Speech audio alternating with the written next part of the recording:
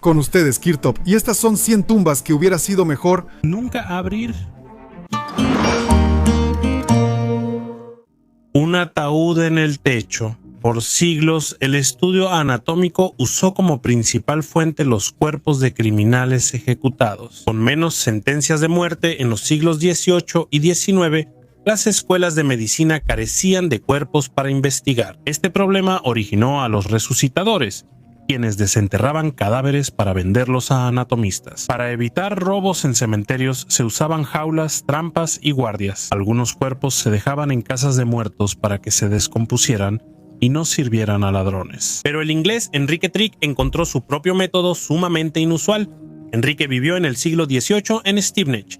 Era un próspero tendero y gozaba de respeto en la sociedad. Un día presenció a ladrones desenterrando un cuerpo en el cementerio, lo que lo impactó y decidió evitar que le ocurriera lo mismo. Enrique pidió en su testamento que su cuerpo fuera puesto en un ataúd de plomo bajo el techo de su granero, lejos del cementerio. Incluso estableció castigo para su familia si no cumplían su última voluntad. Tras su muerte en 1724, su cuerpo fue puesto en el granero, atrayendo a muchos curiosos. Con el tiempo, el granero fue taberna y el ataúd de Henry, atracción local.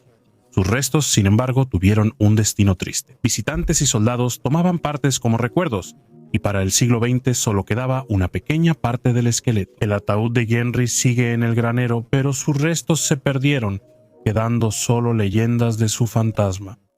Esferas místicas rojas. En el sur de la provincia canadiense de Alberta, en la zona de Red Rock Coulee, hay decenas de esferas de piedra esparcidas por la estepa a gran distancia unas de otras. Parece que las colocaron intencionalmente en el paisaje. El diámetro de algunas supera los 2.5 metros, su peso se mide en toneladas.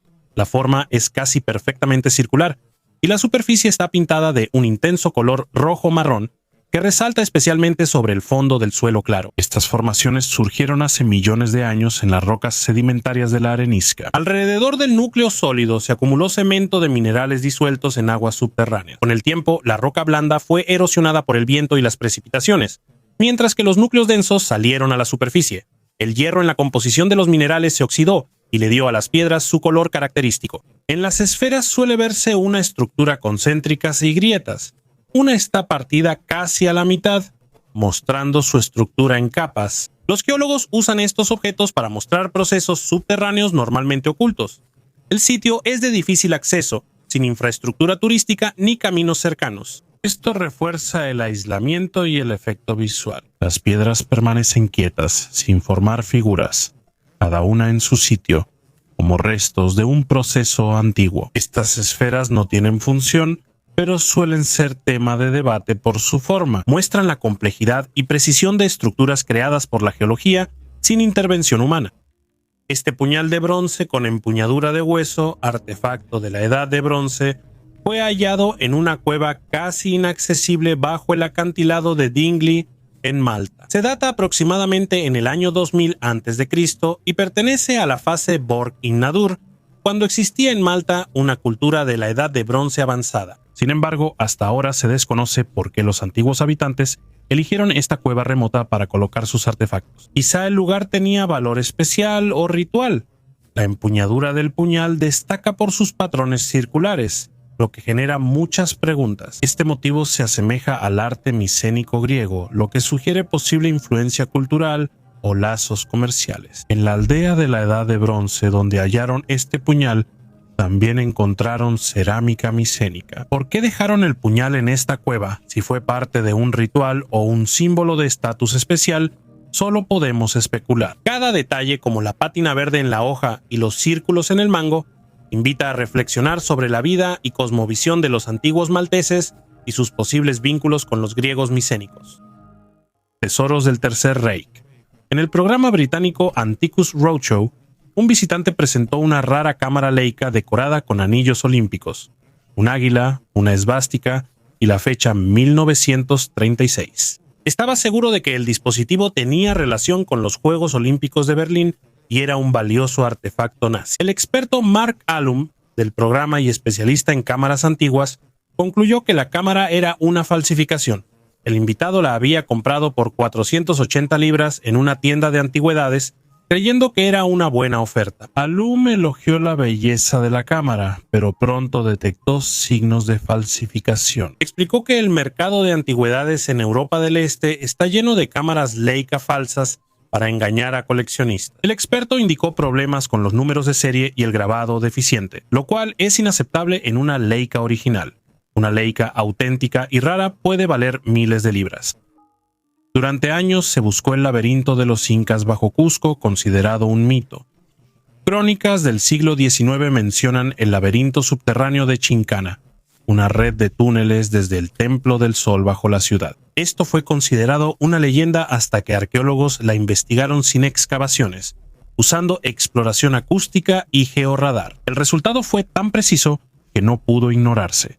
Bajo la ciudad se halló un sistema de corredores huecos. La rama principal une el templo de Caricancha con la fortaleza de Sacsayhuamán, mide más de 1 kilómetro. Los túneles tienen 2.5 metros de ancho y 1.5 metros de alto. No es un pasadizo secreto, sino una red subterránea con ramificaciones en varias zonas de la ciudad, como calles ocultas bajo la piedra. Los incas cavaban zanjas, las reforzaban con piedra y vigas, creando una estructura resistente. Investigadores preparan entradas precisas para acceder sin dañar el sistema. Esto muestra una infraestructura diseñada para el movimiento y control del espacio cuando la ciudad arriba no era segura. Túnel oculto. Junto al colosal templo dedicado al dios Osiris se ha descubierto un túnel misterioso que estuvo oculto durante siglos. Aquí comienza lo interesante. Hay teorías de que el túnel podría llevar a la tumba perdida de Marco Antonio y Cleopatra. Una misión arqueológica dominicana egipcia de la Universidad de San Domingo halló un túnel de 1.305 metros bajo el templo de Toposiris, Magna Osiris en Alejandría. La directora de las excavaciones, la doctora Kathleen Martins, calificó este hallazgo como una maravilla de la ingeniería. Según ella, el diseño del túnel es muy parecido al de Efpolin en Grecia, que fue acueducto antes de colapsar. Investigaciones indican que la costa egipcia tuvo al menos 23 terremotos entre 320 y 1303, lo que causó el colapso del túnel, según arqueólogos. Científicos han investigado las ruinas de Toposiris Magna por años. Quizá este túnel no lleve a la tumba de Cleopatra, pero quién sabe qué más oculta Toposiris Magna. Quizás en el futuro la arqueología revele este gran misterio. 1. La primera calculadora del siglo XVII.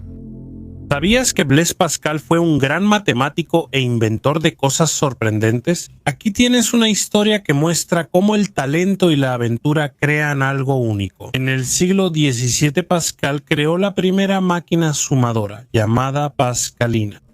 Fue la segunda máquina de cálculo, pero la primera que se construyó y usó. ¿Cómo empezó todo?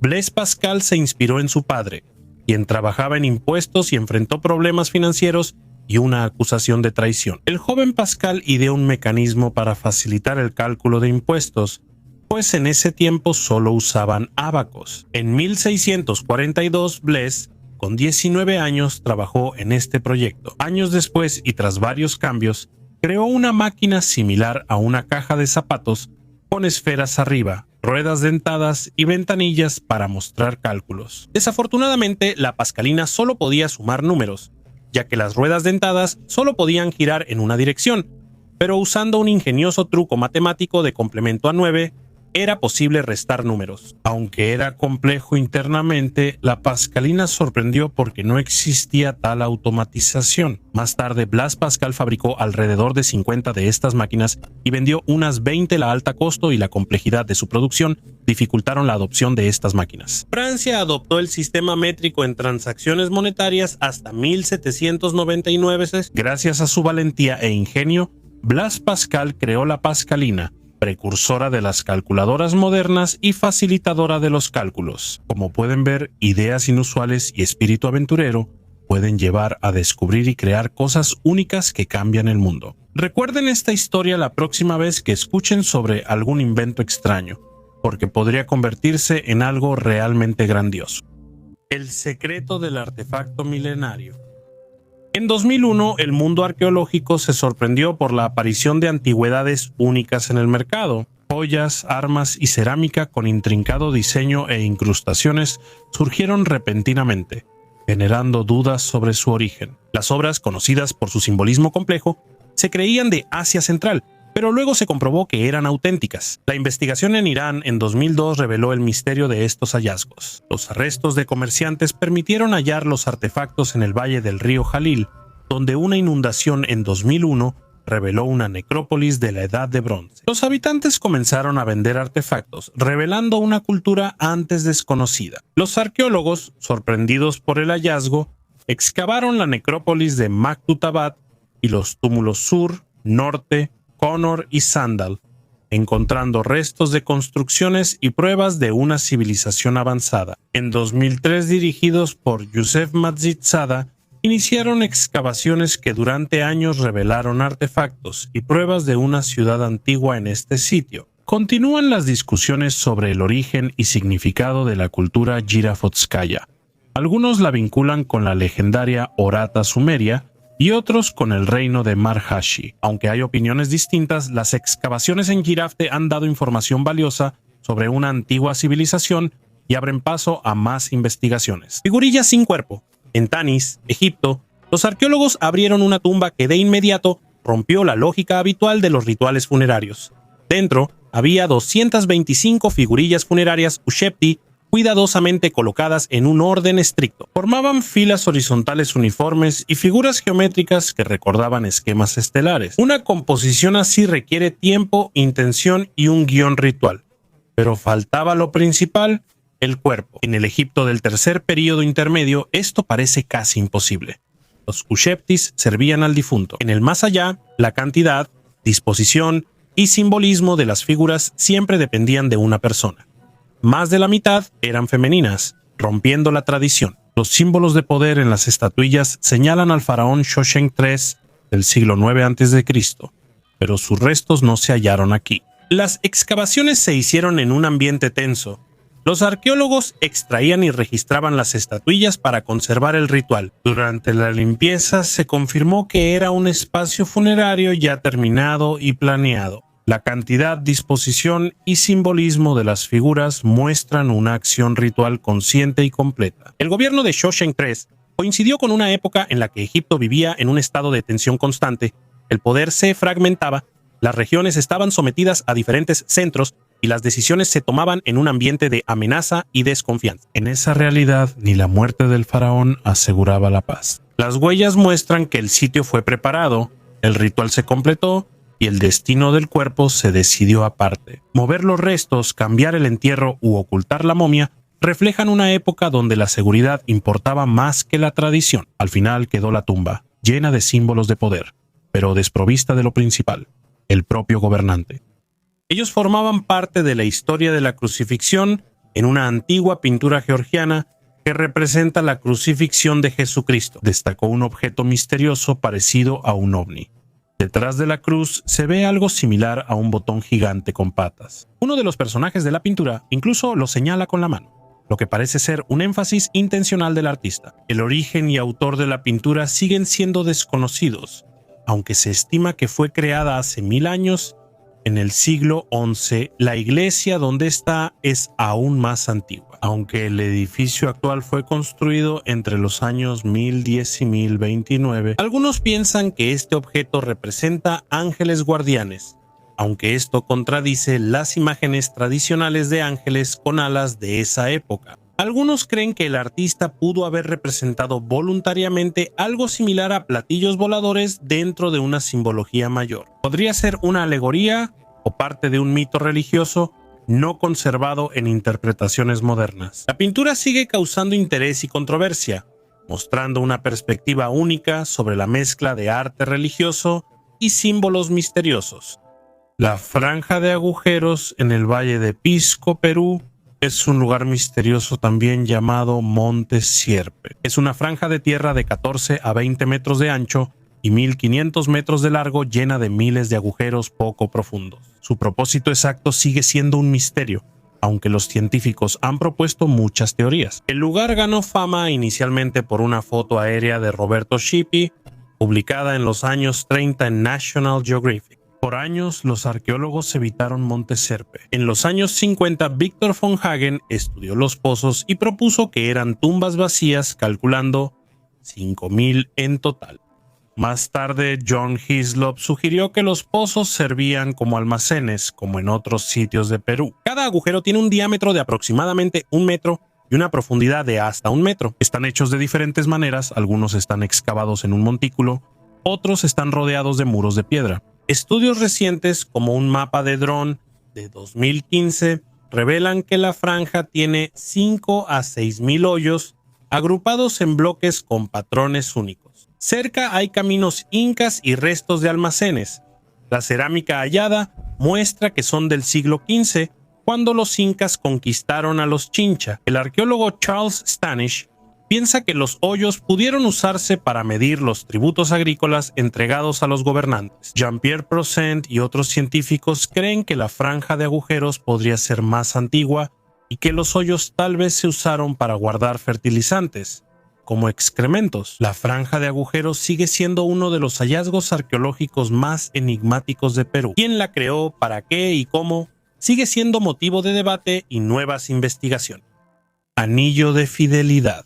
En excavaciones cerca del Danubio, en Bulgaria, arqueólogos hallaron un anillo de oro que resulta demasiado personal para un archivo y demasiado vivo para una vitrina. Data de finales del siglo II o inicios del 21 d.C.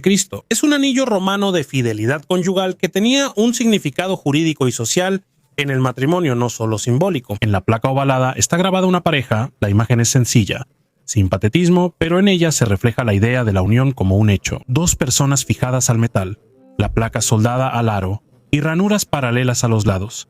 Es una técnica típica de joyería romana de calidad. En Roma, estos anillos eran usados mayormente por mujeres como símbolo de estatus, matrimonio legal y pertenencia familiar. A veces, estos anillos también servían como sello personal, es decir, un objeto con el que literalmente firmaban la vida cotidiana.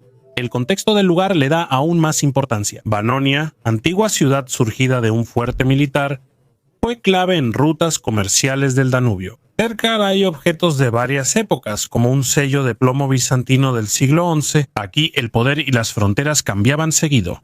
El río era vía, mercado y riesgo a la vez. 120 joyas en las nalgas.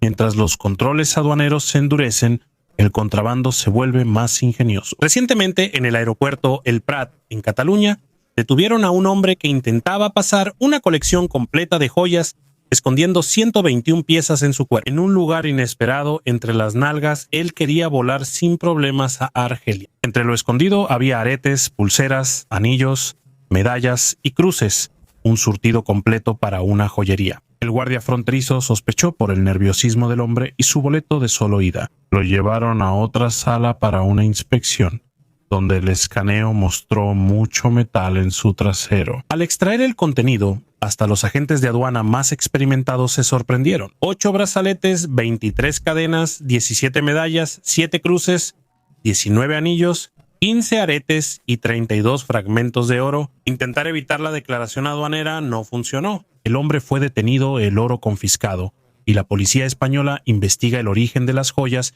y posibles nexos del contrabandista con una organización criminal.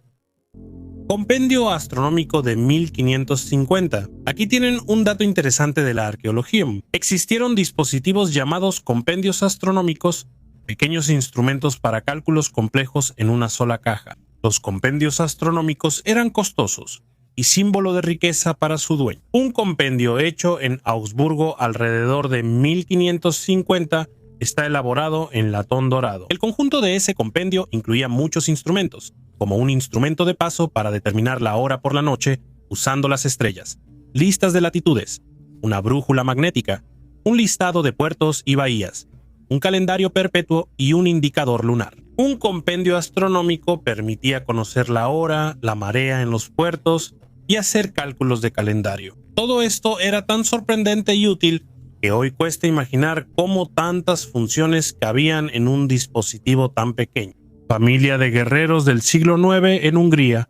Arqueólogos hallaron 3 tumbas de guerreros de los años 920-930. A primera vista, tumbas comunes del medievo temprano, Pero el análisis reveló un detalle que cambia todo. Probablemente los tres eran parientes paternos, un padre y dos hijos. El inventario funerario muestra alto estatus: sable, arco con carcaj, arreos decorados, ropa de plata y oro y muchas monedas. Uno de los jóvenes murió a los 17-18 años, el otro aún más joven, y el mayor falleció alrededor de los 30 años. Los tres se alimentaban principalmente de carne, lo que confirma su pertenencia a la élite militar. Las monedas encontradas en las tumbas provienen del norte de Italia y corresponden al reinado del rey Berengario. Esto coincide con las campañas militares húngaras hacia Occidente, donde probablemente la familia obtuvo su botín. El entierro muestra una línea militar estable ligada al origen, campañas y poder. Las armas, joyas y el inventario muestran que pertenecía a la élite y participó en campañas posteriores. La coincidencia de fechas, el parentesco por línea masculina y la naturaleza de los entierros registran a una familia integrada en la estructura militar del estado temprano.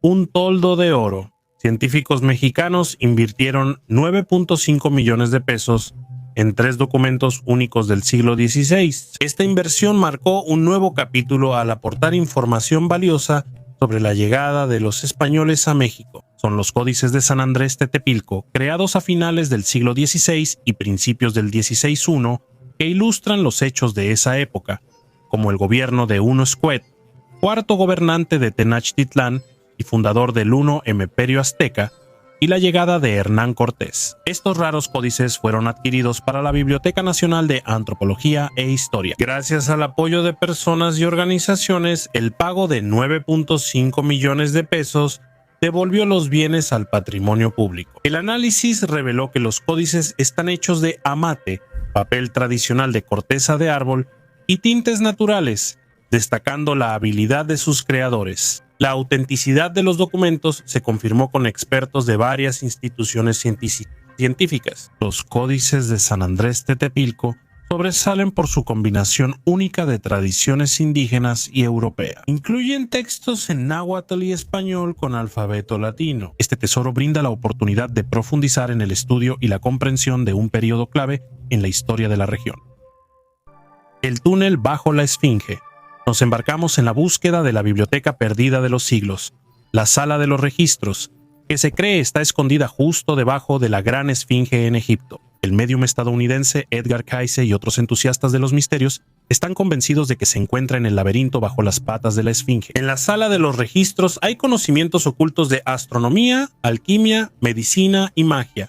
Los investigadores no saben si son reales. Los jeroglíficos en la pirámide de Teti muestran que el conocimiento de los faraones se transmitía personalmente, como regalos funerarios. ¿Dónde está la biblioteca que guarda estos conocimientos? Edgar Cayce, en trance, mencionaba una sala de registros con saberes de culturas antiguas. Decía que la entrada a la sala está en la pata delantera derecha de la Esfinge, pero nunca se halló. Cabezas de bronce de Ifi. Las cabezas de bronce de Ifi fueron creadas entre los siglos XII y XV en el territorio de la actual Nigeria. Estas esculturas fueron hechas mediante el método de fundición a la cera perdida y se distinguen por su alta precisión en la representación de las proporciones del rostro. Se observan líneas finas, cicatrices, adornos y tocados en la superficie. Los orificios en la cabeza sugieren coronas u otros símbolos de poder. La mayoría de los investigadores relaciona estas cabezas con gobernantes o rituales de la élite.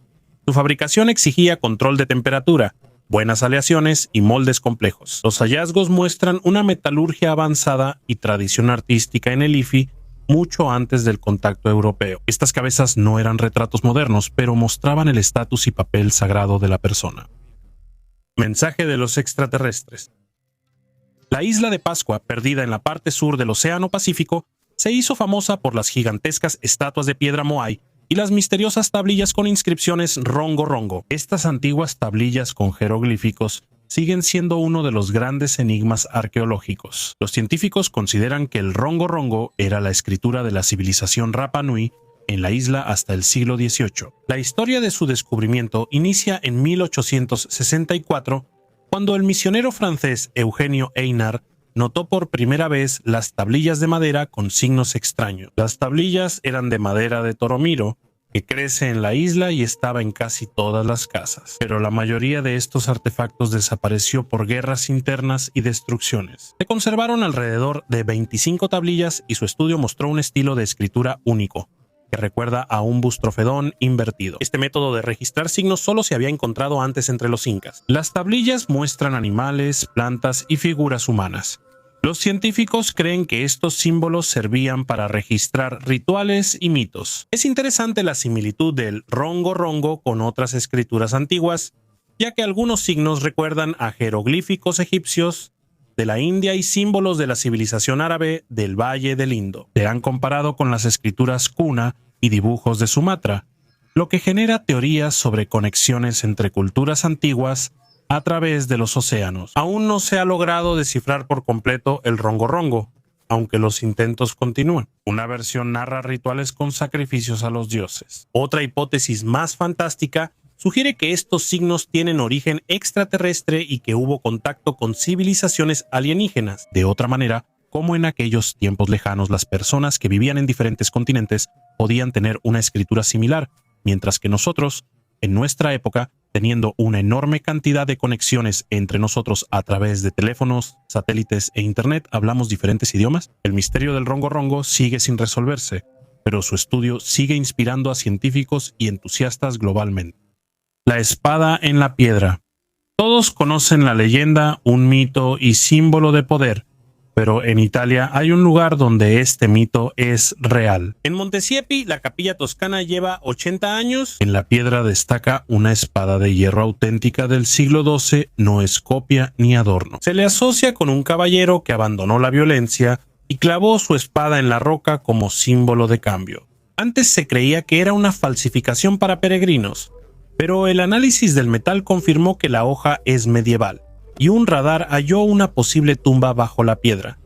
Curiosamente, la leyenda de la espada en la piedra de Arturo surge después de esta historia italiana. Cada vez más surge la pregunta, ¿y si el artefacto creó el mito y no al revés, siendo ese el origen de todo? La escultura de arcilla de la diosa madre sentada de Beluchistán, Pakistán, pertenece a la Edad de Bronce y data aproximadamente del 2500 a 2000 a.C.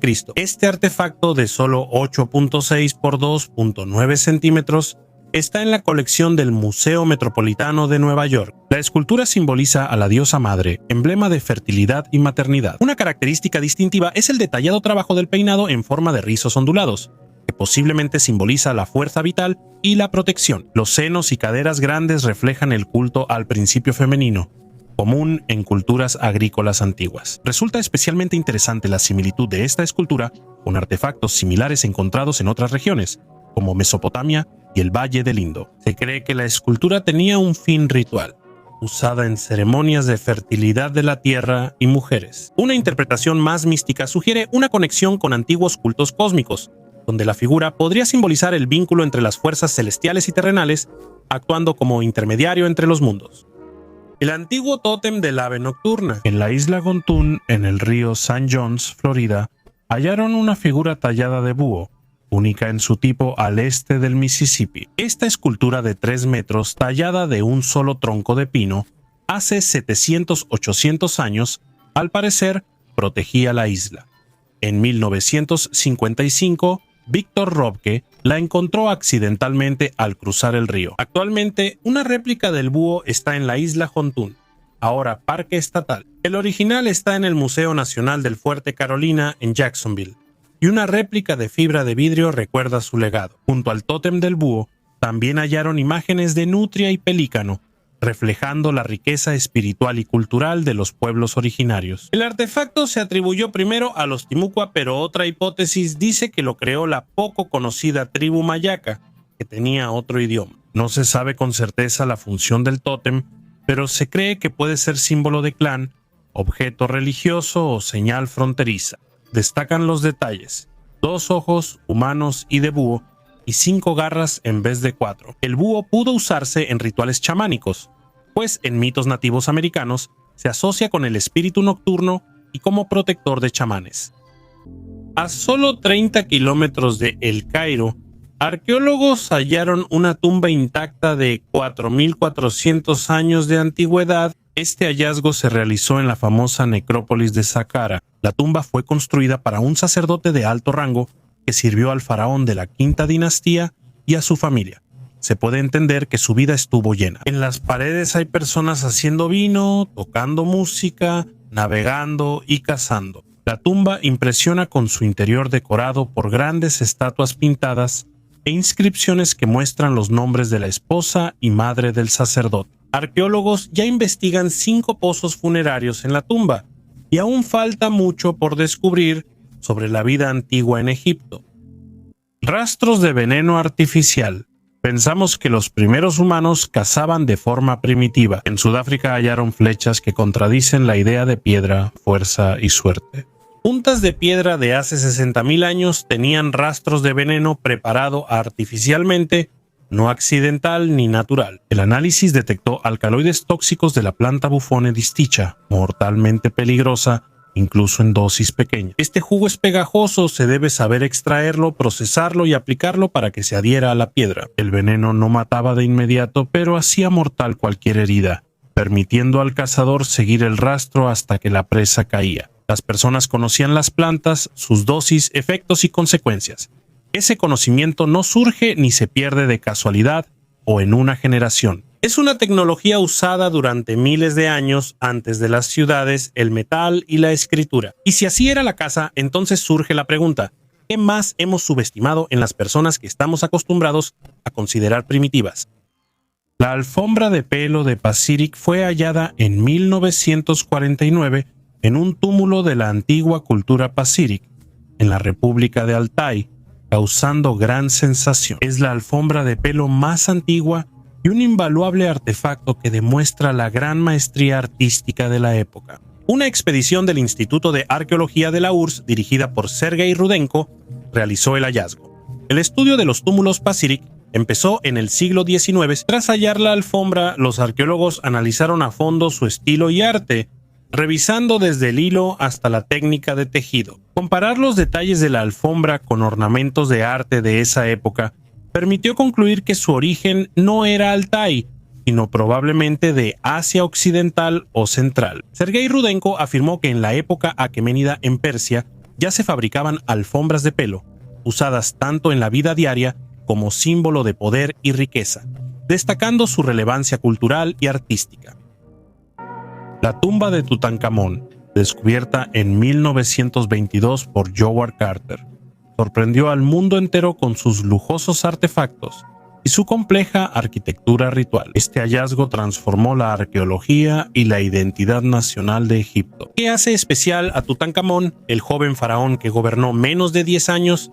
Principalmente las circunstancias de su hallazgo. Su tumba estaba oculta bajo 150.000 toneladas de piedras en el Valle de los Reyes. Se creía que todas las tumbas ya estaban descubiertas y saqueadas, y que Tutankamón era un faraón poco conocido. Pero un lugar discreto resultó ser una verdadera sorpresa.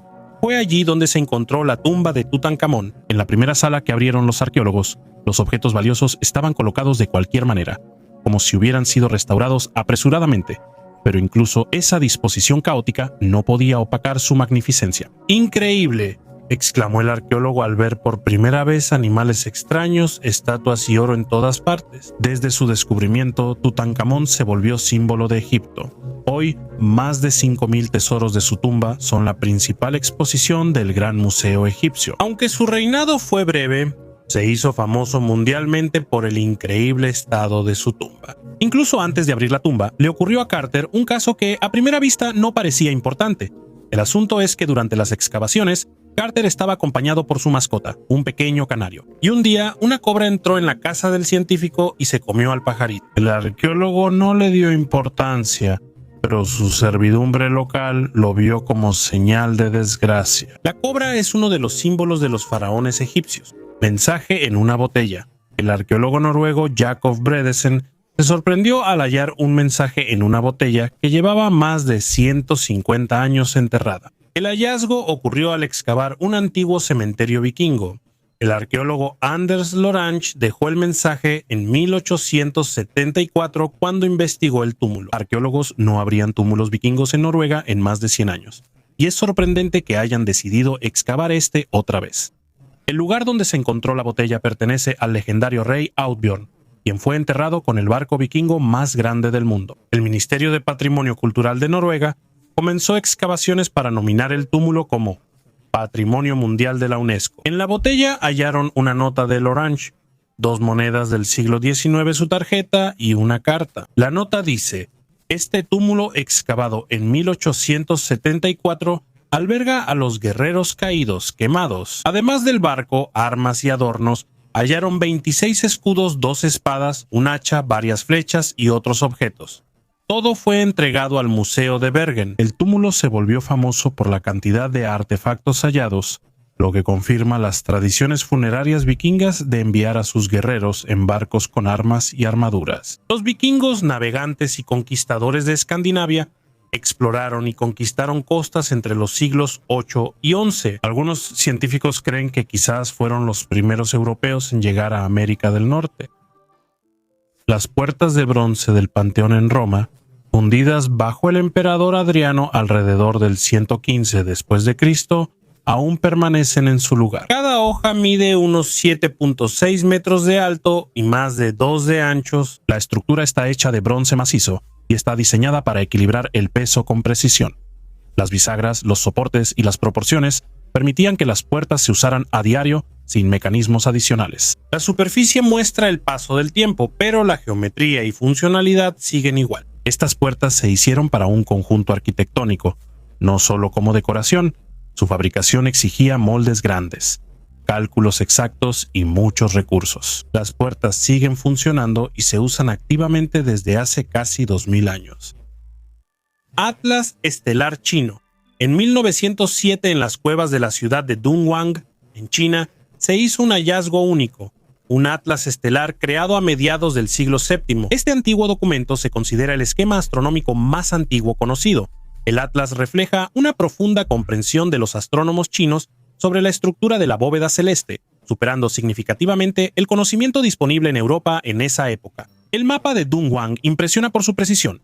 Contiene imágenes no solo de las constelaciones principales, sino también de constelaciones menores y estrellas tenues que durante mucho tiempo pasaron desapercibidas en los mapas estelares occidentales. A diferencia de las tradiciones occidentales, donde las estrellas se conectaban formando figuras mitológicas, los astrónomos chinos usaban líneas imaginarias simples para agrupar las estrellas. Esto mantuvo el rigor científico y evitó interpretaciones subjetivas. El atlas muestra el avance de la astronomía y cómo los antiguos chinos exploraron el cosmos. Es posible que este mapa se utilizara no solo para observaciones astronómicas, sino también para pronósticos y navegación, lo que lo convertía en una herramienta de importancia estratégica. Algunos investigadores piensan que conocer tan bien el cielo podría deberse a observar objetos inusuales. Las leyendas de la antigua China mencionan carros celestiales y fenómenos luminosos, lo que relaciona estos atlas estelares con el interés en fenómenos extraterrestres.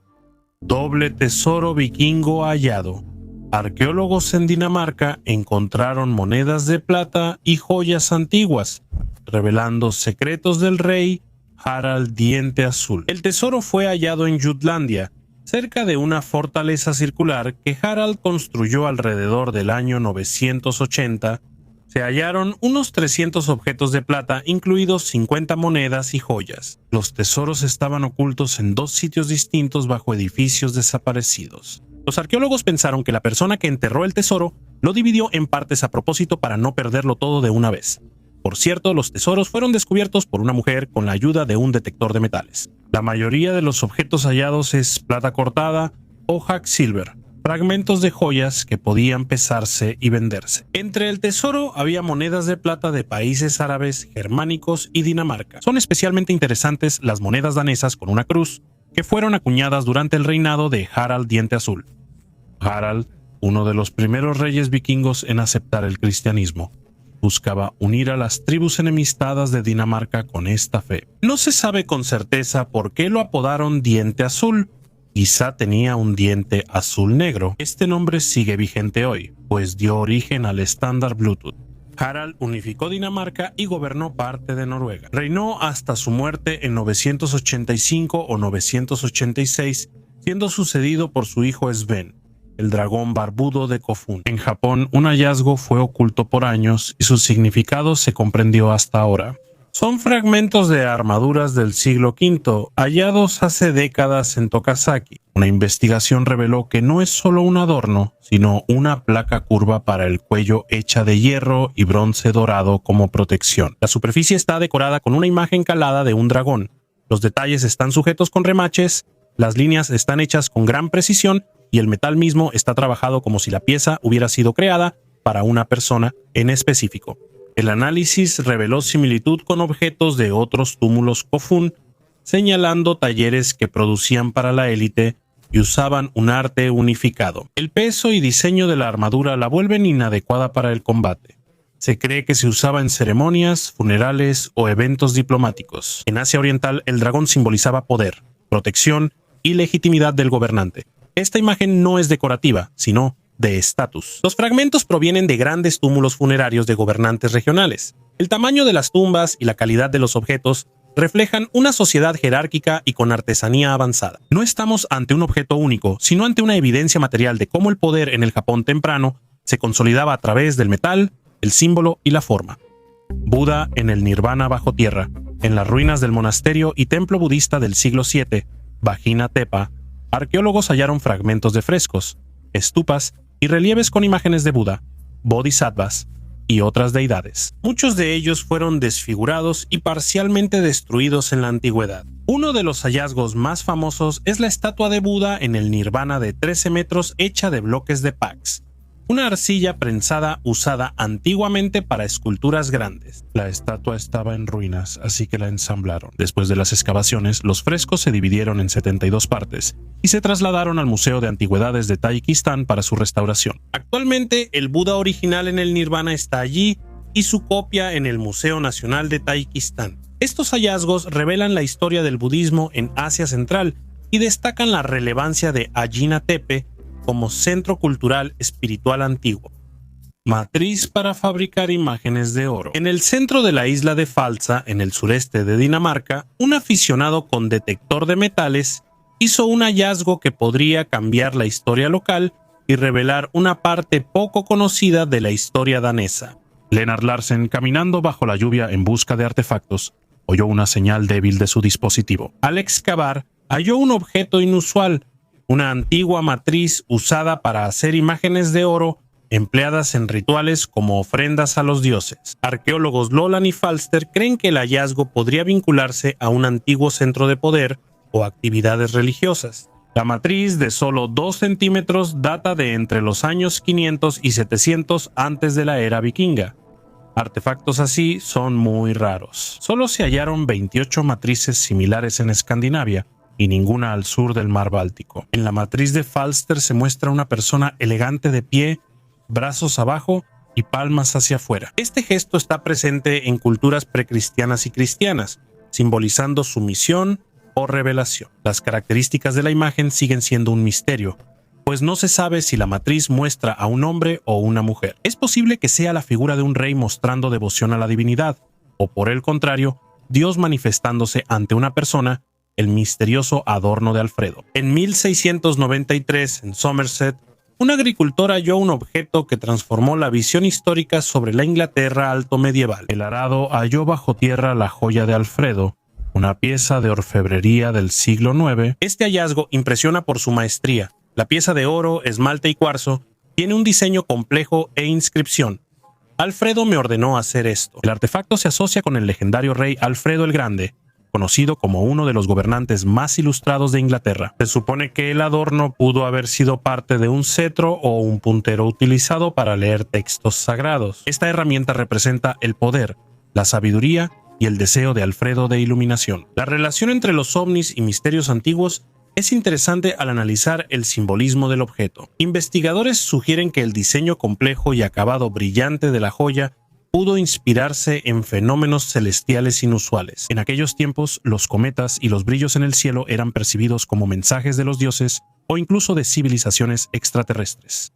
La montaña más mística, el Monte Roraima, se eleva sobre la selva del macizo guayanés, a casi 2.500 metros. Su cima es una meseta plana con paredes verticales que caen cientos de metros hacia abajo. El Monte Roraima está casi aislado por sus paredes.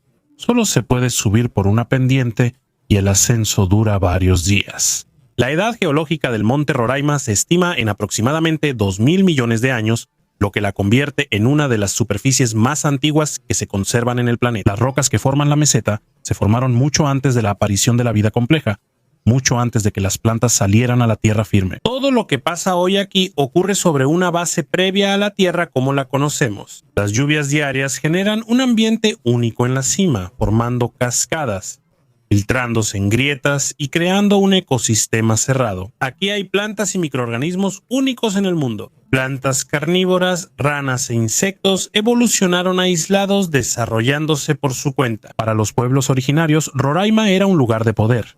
En sus mitos, la montaña era un fragmento del antiguo árbol del mundo, parte de un orden ancestral alterado hace mucho. Estas ideas nacen de la sensación de lejanía y escala, no de la geología.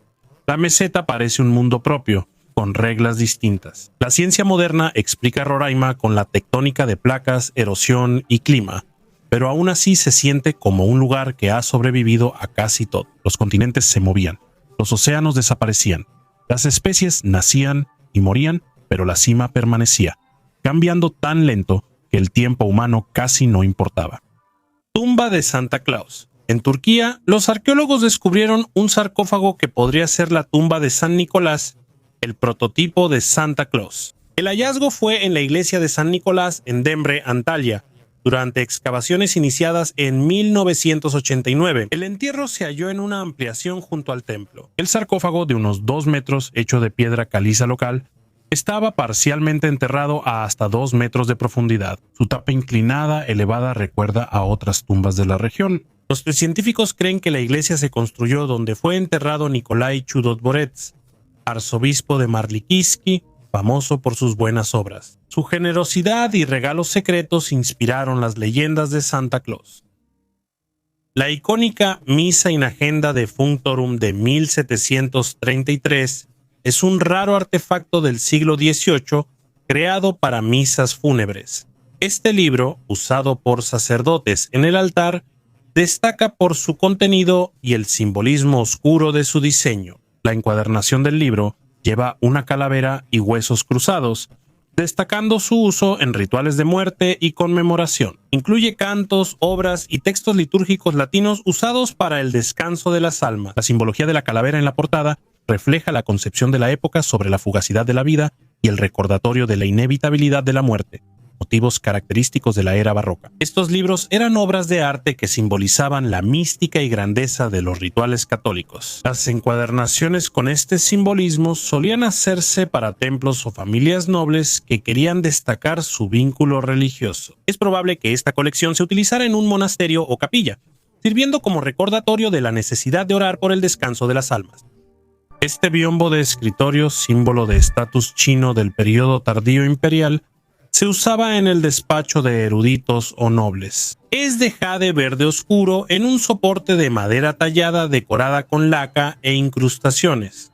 El jade tiene jeroglíficos aplicados a mano. Estos biombos no daban privacidad, solo eran decorativos y se ponían en o cerca del escritorio. Los textos en la piedra eran frases filosóficas, poemas o recordatorios de deber y autodisciplina. El jade en la cultura china simbolizaba pureza, firmeza y fortaleza moral, cualidades necesarias para una persona educada. La fabricación de un objeto así requería la participación de varios maestros, talladores de piedra, calígrafos, lacadores y carpinteros.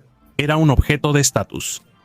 El disco de Calgante, un objeto llamado disco de Calgante que se encuentra en el Museo Arqueológico Rafael Larco Herrera, en la capital de Perú, Lima, puede ser evidencia de que las personas en la antigüedad sabían cómo se ven los brazos de la galaxia. Este artefacto, que se cree fue hecho hace 2000 años, se asemeja a una galaxia espiral, pero aquí está el detalle. La cantidad de brazos en este disco no coincide con la cantidad de brazos de nuestra galaxia. Si el disco realmente representa una galaxia, esto cuestiona mucho de lo que creíamos saber sobre civilizaciones antiguas. El disco de Calgante sigue siendo un artefacto misterioso que genera más preguntas que respuestas. Avistamiento de ovni. En 1965, en una base naval argentina en la Antártida, unas 20 personas vieron asombradas un ovni brillante en el cielo nocturno, a unos 15 o 20 kilómetros de altura. El fisicoculturismo Menozoistic.ff de integridad, algo así, parece que lograron lanzarlo a tiempo.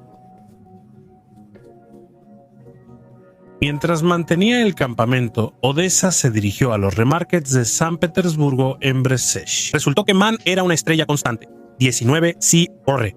Precisamente ellos eran los temidos. Con ellos murieron alrededor de 400 marineros y militares. Toda la expedición terminó después de 3 meses, y todos los materiales se volvieron estrictamente secretos. Richard Byrd, el jefe de la expedición, habló sobre esto y terminó en un hospital psiquiátrico.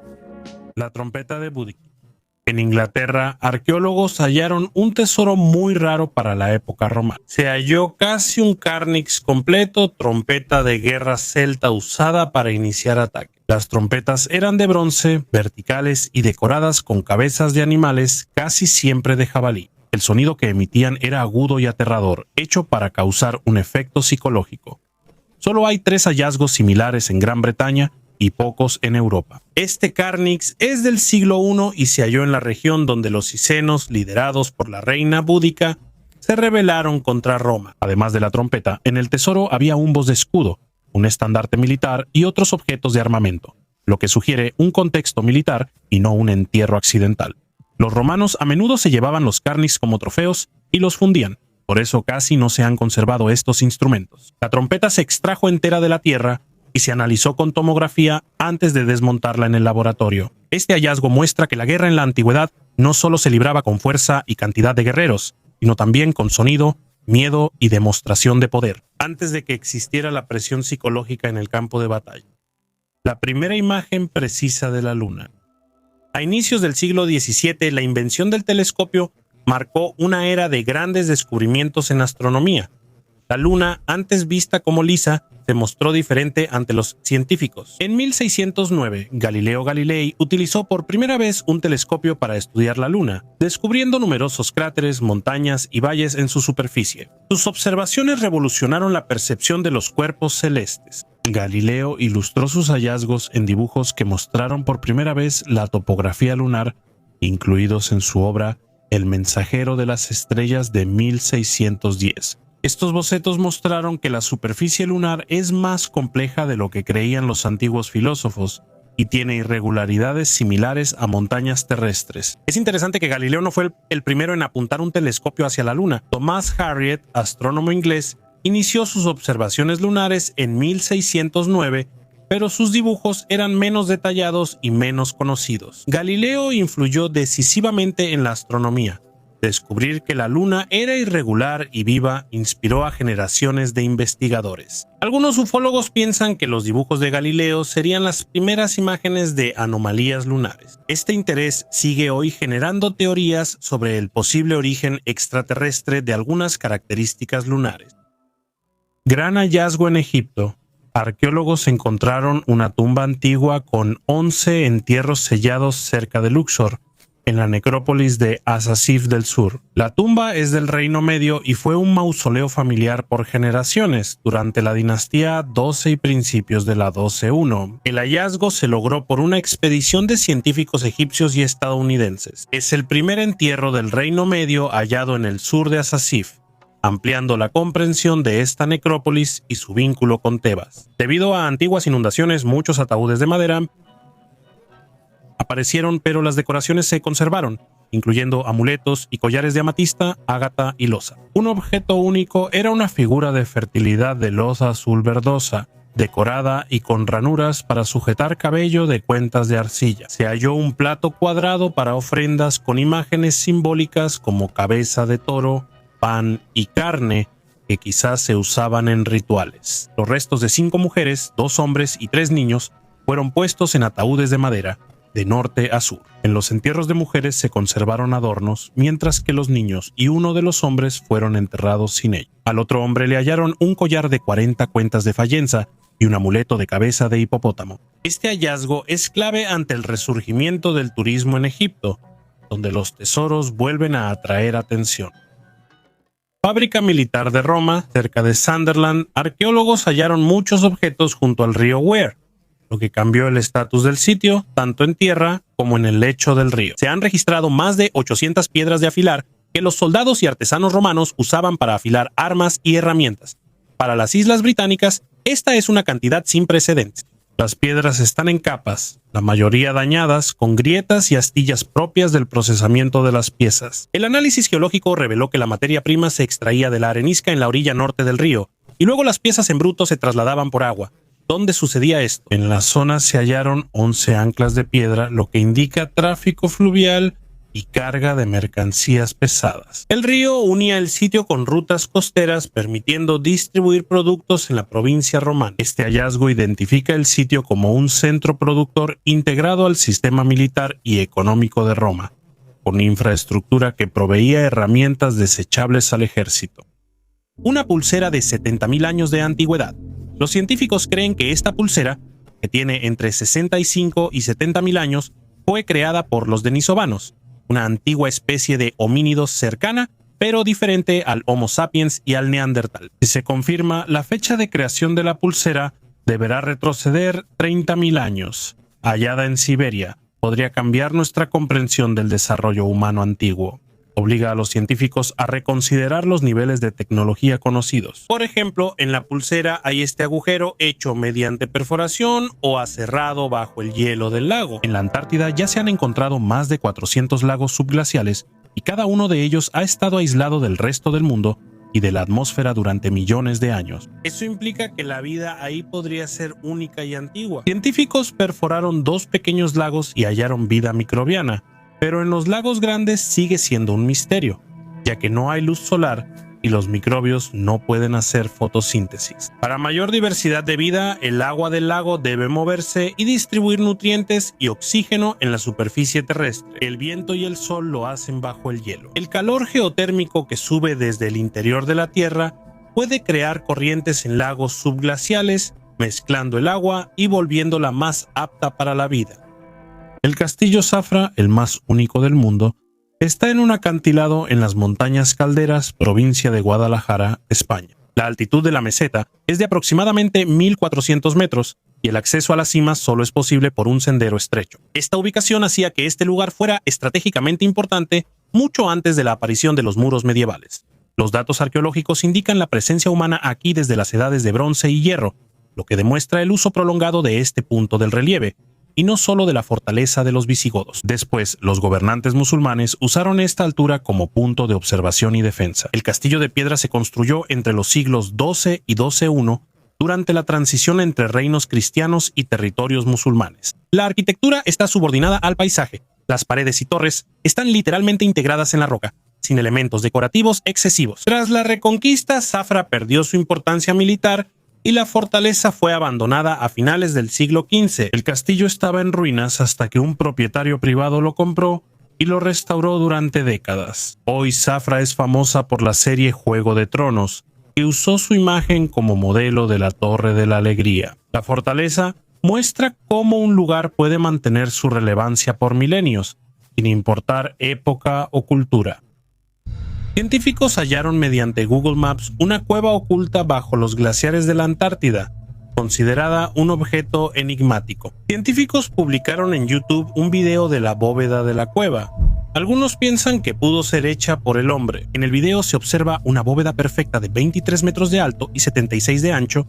Los científicos notaron los extraños senderos y escalones en la entrada de la cueva, lo que sugiere un posible origen artificial. Algunos creen que es una base militar secreta o para ovnis y otros que son restos de una antigua civilización. La ciencia aún no opina, pero se espera que el calentamiento global haga que la Antártida revele más secretos. Un barco con una carga de vidrio romano en el fondo del mar, entre las islas de Capraia y Córcega, fue descubierto por arqueólogos como un barco romano hundido. No es un barco común. Se hundió en lo profundo. Con toneladas de vidrio a bordo, tanto procesado como crudo, había platos, botellas, tazones y recipientes para cosméticos de vidrio. Eso yace en el fondo del mar y es solo el segundo hallazgo así en la historia. Se cree que el barco realizó su último viaje a finales del siglo I o principios del 11 d.C. Sus restos se hallaron en 2012 a 350 metros de profundidad. Las investigaciones iniciaron cuando Francia e Italia unieron esfuerzos con el robot submarino Arthur, capaz de explorar hasta 2,5 kilómetros de profundidad, grabar videos en alta resolución y extraer hallazgos. Los investigadores planean estudiar a fondo el barco y su contenido. En la primera semana, Arthur halló muchos objetos de vidrio, 2 grandes tazones de bronce y varias ánforas. El análisis de estos artefactos ayuda a los científicos a precisar la fecha y ruta del naufragio. Al parecer, el barco zarpó de un puerto en el Medio Oriente, posiblemente de Líbano o Siria, y se dirigía a la costa francesa de Provenza. Todos los objetos hallados se llevarán al laboratorio para un estudio más detallado. Pan funerario en el antiguo Egipto, en la tumba de Hatshepsut, arqueólogos hallaron pan que llevaba unos 3.500 años allí. Estos objetos del Nuevo Reino se colocaron en los cimientos como parte de un ritual en la construcción de espacios sagrados en el antiguo Egipto. Ofertas similares eran alimentos, vasijas y herramientas que sellaban el edificio en los cimientos, uniéndolo a los dioses y al destino del difunto. El pan representaba sustento, orden y vida continua. No era para consumo ni reserva de alimento. Su forma se conservó por el aislamiento y clima seco. El análisis reveló molienda gruesa y presencia de impurezas, rasgos del pan ritual. Placas enigmáticas. Esta placa de oro es uno de los muchos hallazgos únicos hechos por arqueólogos serbios en la antigua ciudad de Vimanasium, en la actual Serbia. Vimanasium fue una destacada ciudad y campamento romano entre los siglos I y I. Estos artefactos, como las placas, muestran costumbres más antiguas y misteriosas en este lugar. Las placas tienen símbolos extraños, distintos a las letras latinas o griegas, y su significado aún es un misterio para los investigadores. Estos signos podrían pertenecer a un idioma desconocido, un código o símbolos mágicos usados en rituales religiosos. Como las placas son de metales preciosos como oro y plata, probablemente tenían un significado especial para sus creadores. Pudieron ser amuletos o talismanes que protegían o daban suerte al dueño. Aunque los arqueólogos lo han intentado, los símbolos enigmáticos siguen sin descifrarse y son uno de los mayores misterios de Vimanatium. Relicario de cristal de roca. Este relicario fue creado en Francia entre 1175 y representa una obra de arte y destreza religiosa. Está hecho de oro, plata y decorado con cristal de roca, lo que le da transparencia y ligereza. En su interior se guardaban reliquias de santos u objetos valiosos, de gran significado para los creyentes. Los relicarios solían venerarse y exhibirse en iglesias y monasterios, atrayendo peregrinos de diversos lugares. Es especialmente interesante el diseño del relicario. Está hecho en forma de un edificio en miniatura con arcos decorativos, columnas y pequeñas figuras de santos, lo que simbolizaba la idea de un templo espiritual. El cilindro de cristal de roca permitía ver el contenido y reforzaba la fe en la santidad de las reliquias. Unos mini relojes de sol cerca del castillo en la ciudad de Marburgo, Alemania, los estudiantes descubrieron un verdadero tesoro, un reloj de sol de bolsillo hecho de madera y bronce en la época medieval. Este es un hallazgo sorprendente que despierta gran interés entre los arqueólogos. Este pequeño dispositivo pudo pertenecer a monjes de la Hermandad de la Vida Común, orden católica que estuvo en la zona hasta 1527.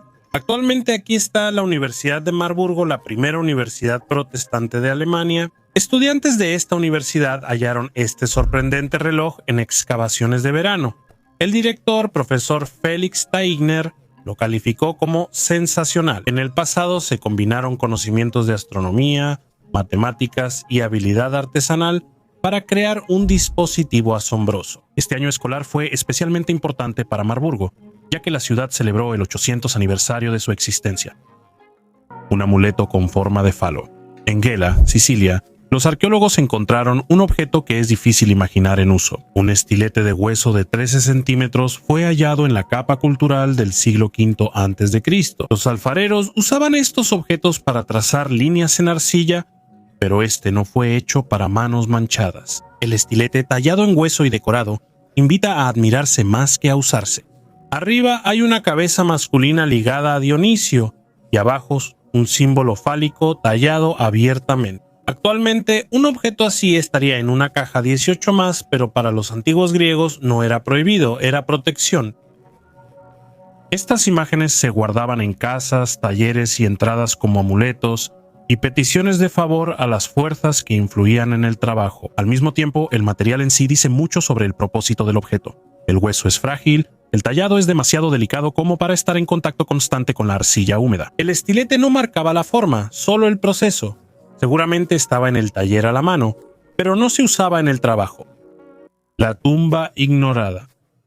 En Saqqara, junto a la pirámide de Userkaf, hallaron una tumba pequeña sin decoraciones, solo con un sarcófago, vasijas y una tablilla con un nombre. Según la inscripción, es hijo del faraón, aunque el contexto indica lo contrario. La tumba no está destacada, no se ve desde afuera, e incluso los trabajadores que han estado excavando aquí durante décadas no habían oído nada sobre ella. Da la impresión de que no solo lo enterraron, sino que lo borraron, como si algo no hubiera salido según lo planeado, como si hubiera muerto en el momento equivocado, por las razones equivocadas, o no fuera quien debía ser. No hay rastros evidentes, pero la misma falta de atención ya es una pista, y estos hallazgos se recuerdan no por quién está enterrado en ellos, sino por el hecho de que intentaron apartarse de ellos. El ojo del Sahara. Los cosmonautas vieron esta estructura geológica en 1965, de ahí su nombre. Desde el aire parece un enorme ojo rodeado de círculos verdes. Intrusión de dolerita efírica rodeada de poca vegetación, algo raro en el desierto. Los cosmonautas la usaron como referencia por ser la estructura más visible del Sahara. En el centro del objeto hay brechas silíceas, un tipo especial de roca sedimentaria. Esto indica su antigüedad, que los científicos calculan en millones de años. El anillo más viejo tiene unos 600 millones de años. Al principio se creyó que era un lugar de impacto de meteorito, pero no se confirmó. Luego, los científicos sugirieron que Galper Rishat es de origen geológico. Nuevas investigaciones revelan que esta estructura se creó por aguas hidrotermales. Una de las características más únicas del ojo del Sahara es su capacidad para cambiar de color durante el día, dependiendo de la emisión térmica. Aunque aún hay debates sobre el origen de esta maravilla geológica, la mayoría de los científicos cree que se formó por erosión tras el levantamiento de la corteza terrestre. Una decoración oculta. Los menuki son piezas metálicas en pares bajo el trenzado de la empuñadura de la espada japonesa. Su función principal era mejorar el agarre del arma, pero con el tiempo los menuki también pasaron a ser importantes en el diseño visual y simbólico de la espada. Este ejemplar tiene forma de shishi, un león perro mítico que llegó a Japón desde China con la iconografía budista. El shishi era considerado un protector que ahuyentaba a los malos espíritus, protegía y traía buena suerte.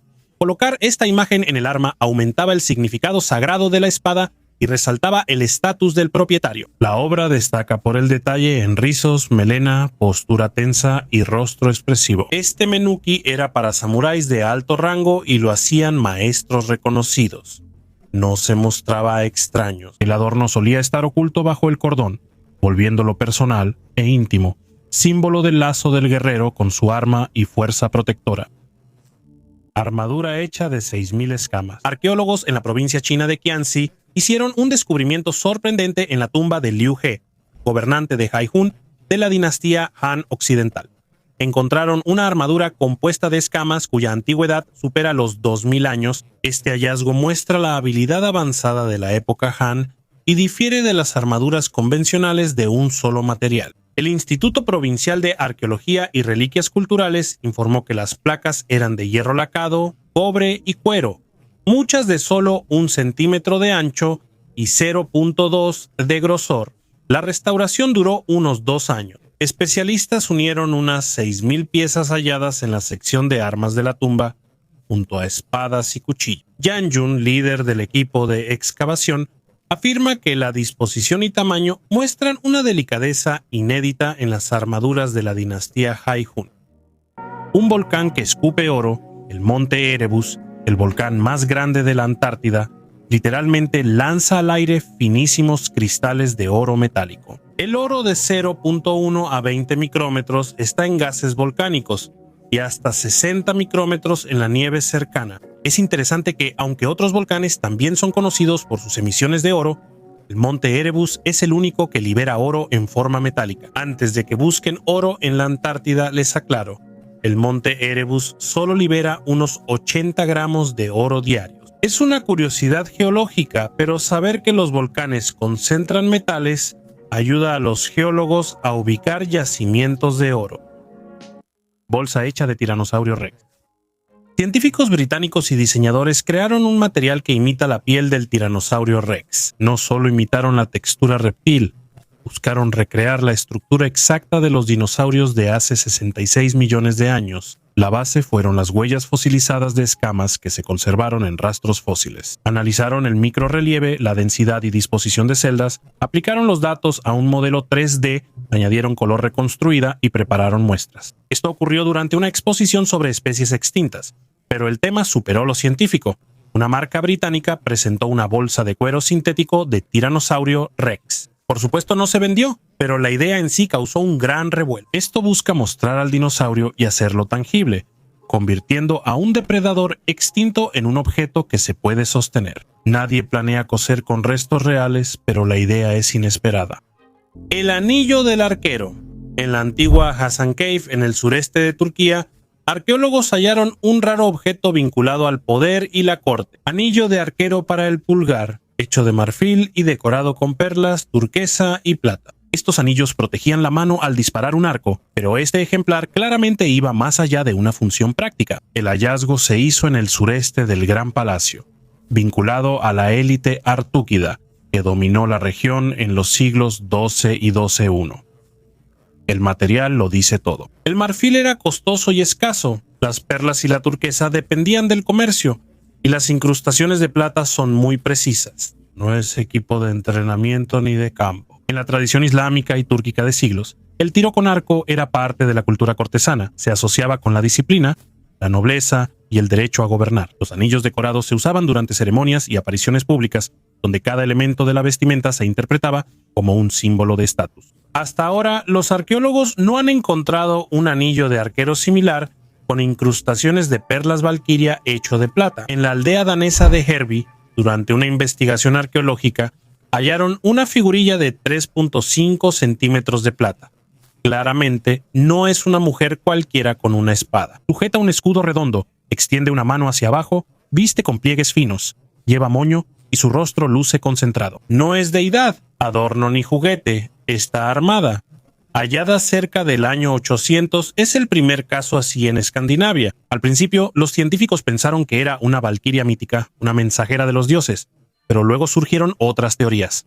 ¿Y si no es un espíritu, sino una persona? Las sagas vikingas mencionan mujeres luchadoras, escaldas, guerreras y videntes. Análisis de ADN confirman que algunas tumbas con armas eran de mujeres. La figurilla pudo haber sido parte de un bastón ritual, un talismán o la representación de una mujer respetada y temida. La imagen de una mujer fuerte y armada en la época vikinga es real.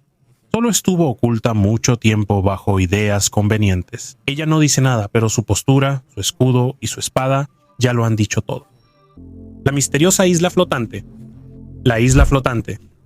El ojo en Argentina genera muchas suposiciones y teorías, desde un refugio para ovnis hasta un lugar habitado por antiguos espíritus. Sin embargo, los científicos dan una explicación más racional a su existencia, considerándola el resultado de procesos naturales, erosión y el movimiento de masas de agua. La isla circular misteriosa está en el delta del río Paraná. Se llama así por su sorprendente parecido con un ojo redondo visto desde arriba. La isla llamó la atención en 2016 cuando el director argentino Sergio Noispiller exploró la zona para un documental desde una vista aérea. El ojo destaca por su forma y el agua cristalina que lo rodea, algo raro en el turbio delta, aunque parezca oscura. El diámetro de la isla es de 118 metros y su rotación sobre su eje es consecuencia del efecto de las corrientes, que también pulen la orilla del lago, formando contornos perfectos. Este proceso continúa y los científicos creen que esto explica la forma circular de la isla y el lago. El ojo fue visto por primera vez en imágenes satelitales hace 20 años.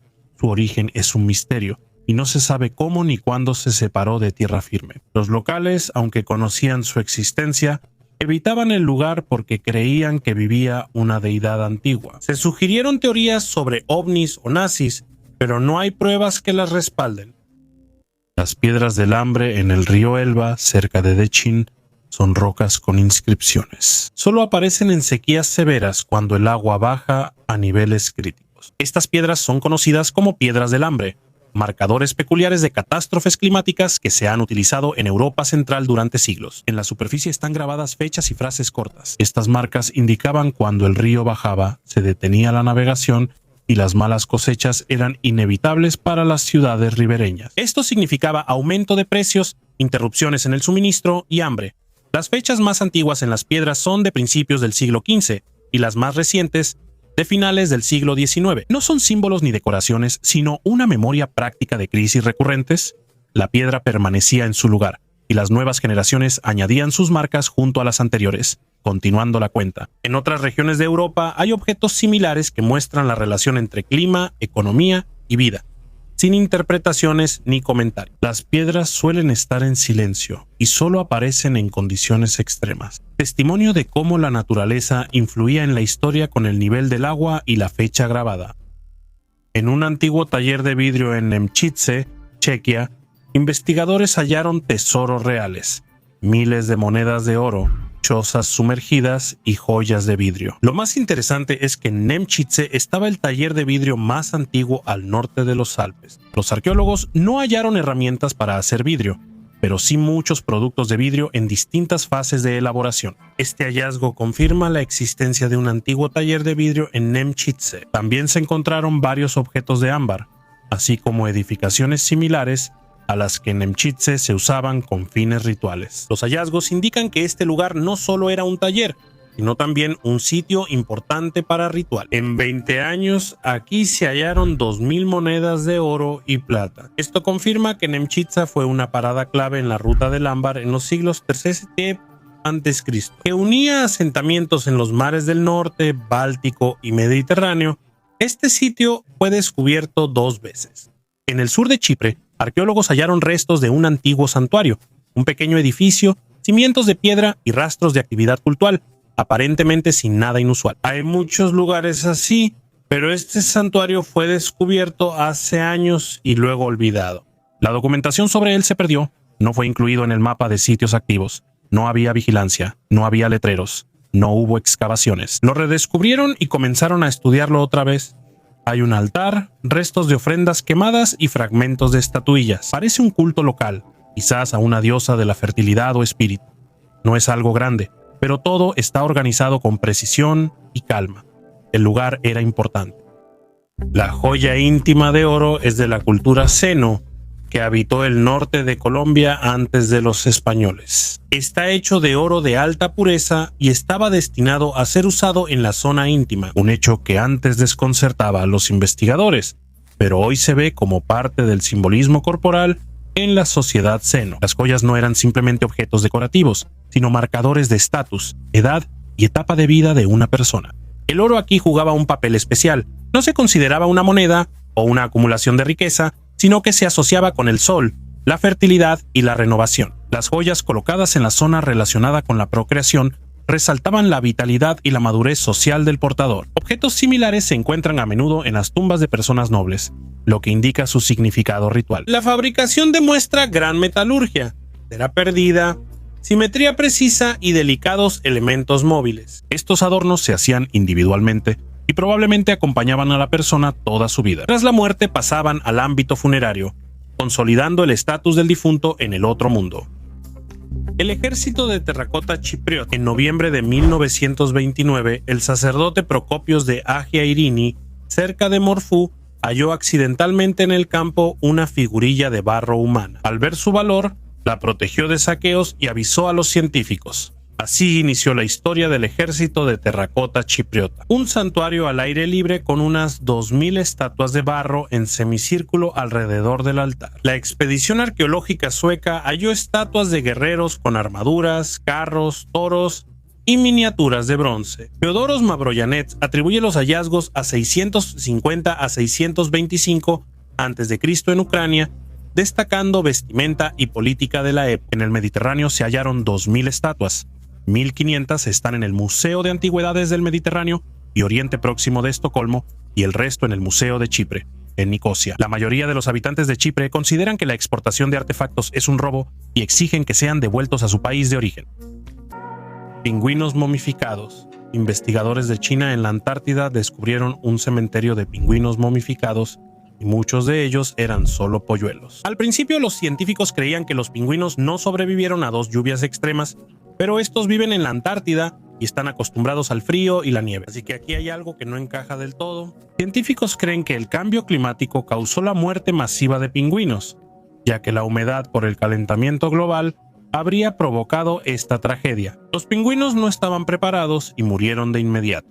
Esto ocurrió 2 veces. Hace 750 y 200 años, científicos usaron datación por radiocarbono y hallaron que los pingüinos murieron gradualmente, no de inmediato.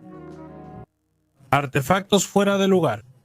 Arqueólogos en el sur de Israel excavaron un sitio común, pero todo cambió al analizar los objetos hallados. En la tierra se encontraron vasijas de barro y objetos de bronce cuyo estilo no coincide con la tradición cultural local.